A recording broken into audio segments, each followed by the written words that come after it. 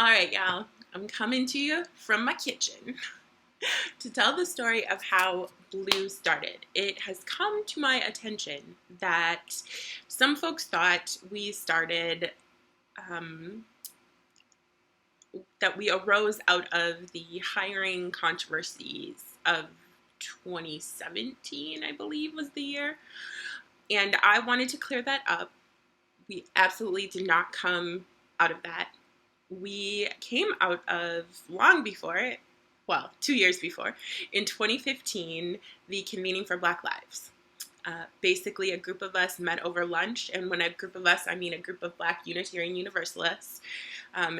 In that group that I remember was Royce James and his daughter Isis, Leslie Mack, Reverend Carlton Smith, and Dee Dee, and Razik, and maybe like one or two other people, but that was about it. It was a pretty small group. One of the things we did in that time together was we shared our stories of being Black in Unitarian Universalist congregations during a time of the Black Lives Matter movement was, I think there was like a high point at that time. It's certainly a movement that is still going, but that was certainly at least a time of intense activity. I'll put it like that. And we were all, what we found out of that meeting was that we were all feeling isolated.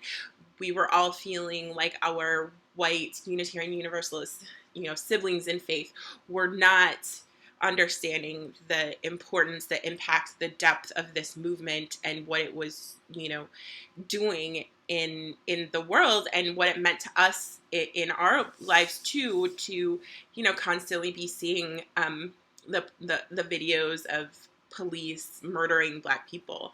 And in some very real ways, they were not meeting the needs, the spiritual needs of what it means to try to be part of that movement, or part of the broader, much broader than Black Lives Matter, but the broader movement for Black liberation and collective liberation. And so we kind of realized that it was on us in that meeting to do something about it, to meet our own needs.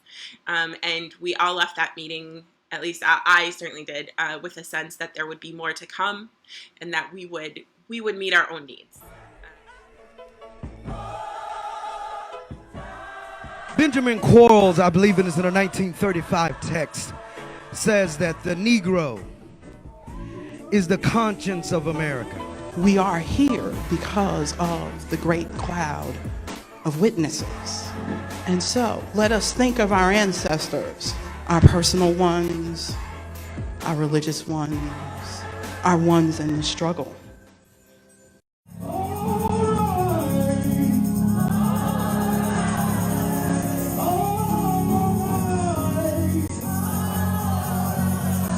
Struggle is one that is long and deep, and that it requires of us to understand that we are part of a tradition of people who have always struggled before us. And tonight is about naming the ancestors, burying the things that have brought us pain, whatever we've brought into this space. And at the same time, we're going to talk about hope, and the hope that the ancestors give to us. Our people have been having power since we came into this world. We were born with power, raised with power, live in power, birthed by power, stand in power. And we know that Frederick Douglass says power concedes nothing without a demand. And so we know that there was a system that was created, an institution that was created to come and combat and dethrone and devalue the power of Black people. That New Orleans was a perfect space. The spirit, the ambiance, the aesthetics of it, just in the history and the rich culture that's here really, I think, gave people the permission to be Black in this space and to try on what that looks like, even though it has this a spectrum or an array of how it shows up. But I think it was a space that created this kind of narrative where it could center around just who we were as Black people in the Unitarian Universalist Association. visibilizing the structures of oppression that live within us, and having a community of folks to work through that with, who will hold you and support you in moving through that, is part of the central thing that I think is coming out of this convening. So the most powerful moments in this conference have been the worships for me. Hearing from Black sources and Black love in worship doesn't happen where I'm from, and all white congregations. I love it, I need it. As someone who's going into ministry, it's nice to see their sources and know that there's people out there doing the same work that still thrive on Black love. We call into the presence of all of those who came before us, knowing that we are the dreams of our ancestors. We are grieved. We are sad. We may even be angry.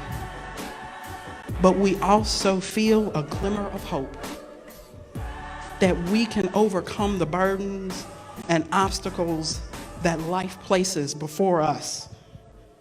We can find the strength and courage to go on.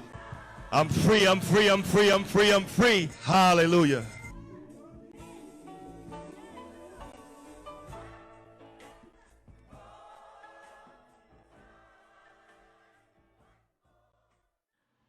That video was from the BLUU convening in 2017.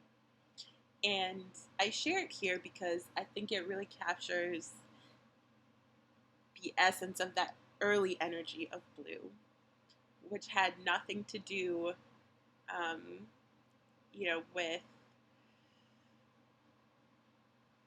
sort of, it had nothing to do with centering whiteness in our faith.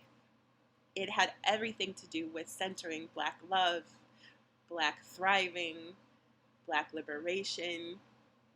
And as we, BLUU, are moving forward, and we're taking this time as the OC to restructure, I'm hopeful that that energy, and even watching that video, I was brought back to also the specialness of New Orleans and in our history as Black folks in this country. And I know that it is that energy that will help carry us forward into our next iteration. That's all I'm going to share with you all. If you want more in-depth details of the chronological timeline of events that happen, you can go to our website and look up the BLUU story, and there it lays it all out for you. I think it's important to name this and carry this forward as new people come into BLUU, that they understand that this came from a group of Black Unitarian Universalists yearning for a place to do justice-making and liberation work through our faith, yearning for an unapologetically Black and unapologetically Unitarian Universalist spiritual community. And that's how we were born.